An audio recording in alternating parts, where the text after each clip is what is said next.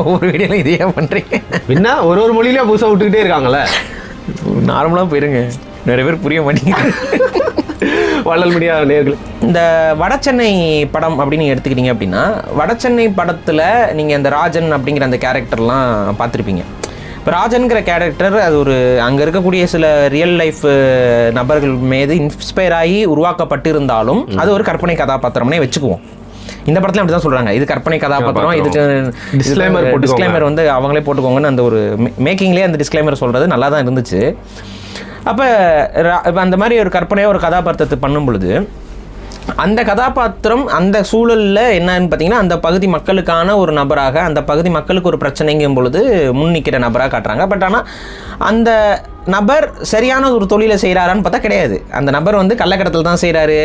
அந்த அந்த கள்ளக்கடத்தலில் அவருக்கு ஒரு நியாயமும் ஒரு தர்மமும் இருக்குங்கிற மாதிரி காமிச்சிருப்பாங்க. பட் ரியாலிட்டி அது கிடையாது.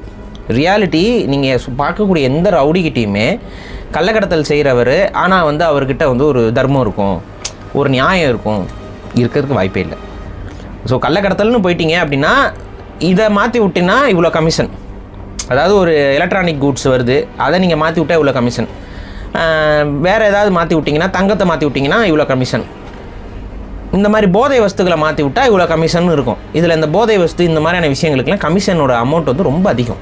சரி, அப்போ இங்கே நல்ல செய்கிற ரவுடி, நல்லது செய்கிற ரவுடி 1000 காசு ரூபா கொடுத்தாலும் ஒரு சில வேலைகளை இல்லை ஒரு சில விஷயங்களை செய்ய மாட்டான் இந்த தாஸ் அப்படின்லாம் எந்த தாஸும் சொல்ல மாட்டான் உலகத்தில். ஸோ இதை நீங்கள் புரிஞ்சுக்கோங்க.